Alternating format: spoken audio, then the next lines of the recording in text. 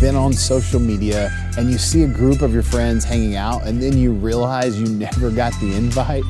It stings a little bit. And we have probably all felt left out or like you don't belong in a group before. And the sad thing is, a lot of people have felt the same way about church and God. And it doesn't really surprise me that they feel this way because the idea isn't new. Back in Jesus' time on earth, the religious leaders were the ones who got the invite. They were the ones who were the in crowd. To most people in that day and age, it seemed as though God loved them more. And if God threw a party, they would be on the A-list and the regular people wouldn't make the cut.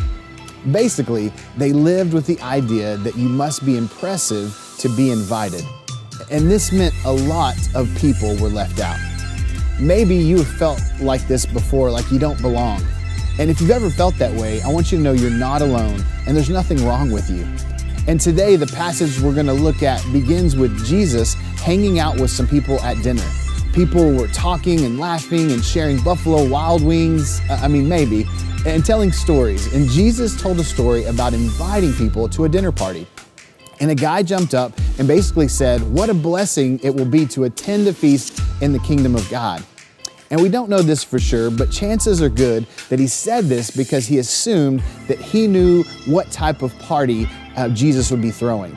That the best of the best would be there, the people who were a big deal. Based on the way the religious leaders saw God, he would only invite the most impressive people. In other words, this guy probably assumed he was invited. He was really feeling himself, but that's not what Jesus had in mind, which is why the great storyteller immediately began. A certain man was preparing a great banquet and invited many guests. Jesus began.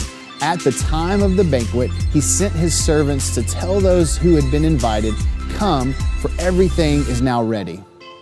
This is exactly how parables would typically begin, like a normal story. A party was planned, and now it's time for the guests. But this parable, like all parables, had a twist. But they all alike began to make excuses. The first said, "I have just bought a field, and I must go and see it. Please excuse me." The story goes on to give excuses from two other people as to why they wouldn't be at the party. If you're the host of the party and you hear that everyone you invited has more important things to do, it probably wouldn't go over very well. And that's how the host of this party felt, according to Jesus' story. He's angry and aggravated. All this work and no one is going to show. So what does he do? Go out quickly into the streets and alleys of the town and bring in the poor, the crippled, the blind, and the lame, the host said.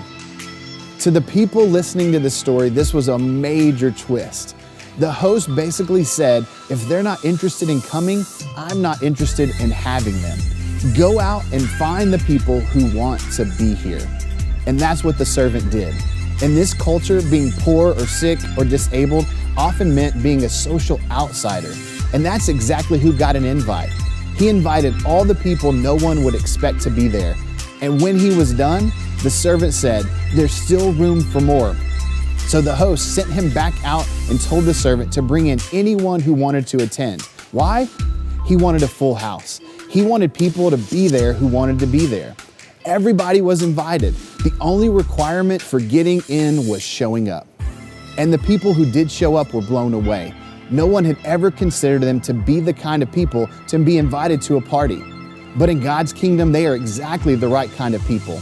Not because they had a lot of money, not because they were well behaved, not because of their popularity or connections, choices, religious beliefs, or anything like that.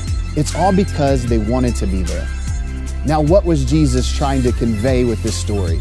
He was letting them know, at Jesus' party, there's always room for more. That means everyone is invited. Everyone can belong. You don't have to be impressive to be invited. You don't have to believe to belong. You don't have to behave to belong. You don't have to be good to belong. God's invitation includes everybody. There is always room for more. This means that you are invited, and so is the person you never expected. You can say yes to the invitation, and you can invite literally anybody else. And I hope that changes how you think about church and how you think about the kind of people you thought belonged in church, what they look like, act like, and think like.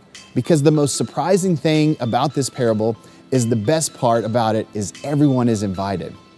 If you're not in the party, you need to know that there is an invitation with your name on it.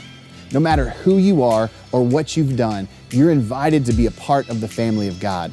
You belong, not because of anything you have done, but because of everything that Jesus has done for you. For those of you who have already accepted the invitation, I want to challenge you to extend that same invitation to others, to people you may have written off or discounted.